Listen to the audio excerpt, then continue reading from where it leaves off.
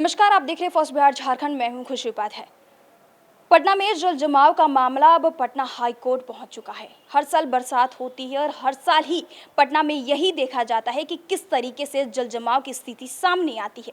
हमारे चैनल द्वारा आपको लगातार ये तस्वीरें दिखाई जा रही होगी कि किस तरीके से पटना के हर एक इलाके में जल जमाव की स्थिति है, और जैसे ही जल जमाव होती है वैसे ही लोगों को कई दिक्कतों का सामना भी करना पड़ता है।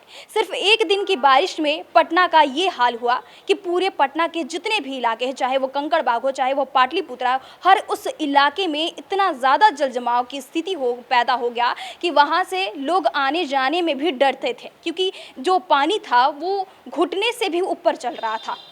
सिर्फ एक दिन की पानी, और जिस तरीके से प्रशासन ये दावा करती है कि जल निकासी दुरुस्त होते जा रहा है, लेकिन जो ज़मीनी हकीकत है वो सबके सामने आता है।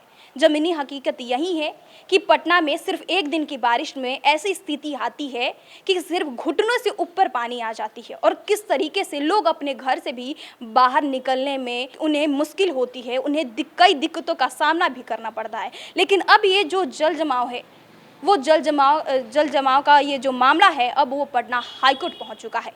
जनहित याचिका अब दायर किया गया है।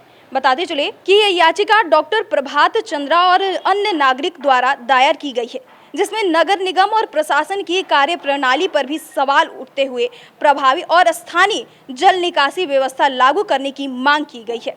याचिकाकर्ताओं का कहना है कि यह समस्या आम नागरिकों के जीवन और स्वास्थ्य से जुड़ा गंभीर मुद्दा बन चुकी है। हर वर्ष प्रशासन और नगर निगम दावा करती है कि जल निकासी की जो व्यवस्था है वो दुरुस्त की जा रही है, लेकिन जमीनी हकीकत कुछ उल्टा ही सामने आता है। याचिका में बताया गया है कि राजेंद्र नगर, कंकड़बाग, आसियाना नगर, राजीव नगर और पाटलिपुत्र कॉलोनी जैसे इलाके में बारिश के दौरान सबसे अधिक प्रभावित होते हैं, जहां जल जमाव से लोगों का जीवन अस्त-व्यस्त हो जाता है। याचिकाकर्ताओं ने अदालत में अनुरोध किया है कि नगर निगम और प्रशासन के युद्ध स्तर पर ठोस कार्रवाई करने का निर्देश दिया जाए। बता दें कि 2008 में भी अधिवक्ता श्याम किशोर शर्मा ने पटना में जल जमाव की गंभीर स्थिति को लेकर हाईकोर्ट में जनहित याचिका दायर की थी, जिसके बाद कोर्ट ने प्रशासन को सख्त निर्देश दिए थे। हालांकि वर्ष बीत जाने के बाद भी समस्या जस का तस बनी हुई है। एक तरफ जहां ये याचिका दायर की गई थी, लेकिन इससे पहले भी 2008 में पटना में जल जमाव की स्थिति को लेकर याचिका दायर की गई थी। उस समय भी हाईकोर्ट ने प्रशासन को फटकार लगाई थी, लेकिन हकीकत कुछ और ही है।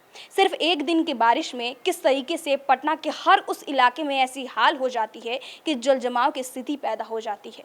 लोग डरते हैं कि कहीं उन्हें बीमारी ना हो जाए, क्योंकि जिस तरीके से गंदे नाली का पानी ऊपर आ जाता है, लोग डरते हैं कि उन्हें कोई बीमारी ना हो जाए। वो डरते हैं बाहर निकलने के लिए भी। सिर्फ एक दिन की बारिश, और लगातार हमारे चैनल द्वारा आपको ये दिखाया जा रहा है, हर उस इलाके की रिपोर्ट दिखाई जा रही होगी कि किस तरीके से पटना में जल जमाव की स्थिति पैदा हो गई थी। प्रशासन एक तरफ दावा करती है कि जल जो निकासी है वो दुरुस्त होते जा रही है, लेकिन ज़मीनी हकीकत कुछ और ही सामने आता है।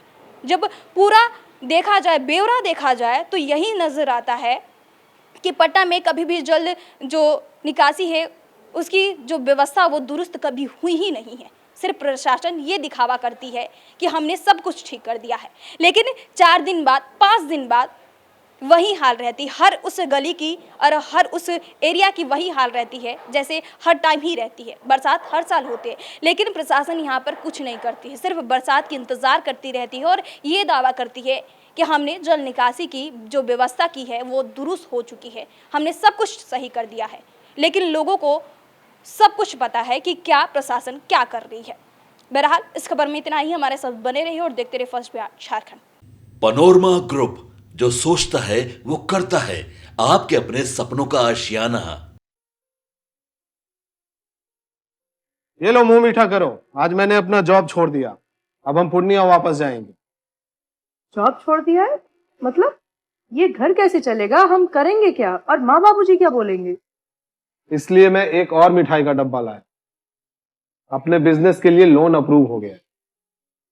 अरे लोन अप्रूव हो गया वो तो ठीक है, लेकिन पूर्णिया में हम रहेंगे कहाँ? अपना घर भी तो नहीं है वहाँ। इसलिए तो एक और मिठाई का डब्बा अलग से लाया हूँ। हमने पूर्णिया में घर ले लिया है, पूर्णिया के ई होम्स पैनोरमा में। पूर्णिया में पैनोरमा ग्रुप लेकर आए हैं ई होम्स पैनोरामा, बड़ा घर, आलीशान जिंदगी और अत्याधुनिक सुविधाओं के संग। अरे अरे, अब क्यों मुंह मीठा करवा रही हो? क्योंकि हम घर वापसी जो कर रहे हैं। घर वापसी की खुशी पूर्णिया में ई होम्स पैनोरामा के संग। E Homes Panorama, luxurious lifestyle redefined.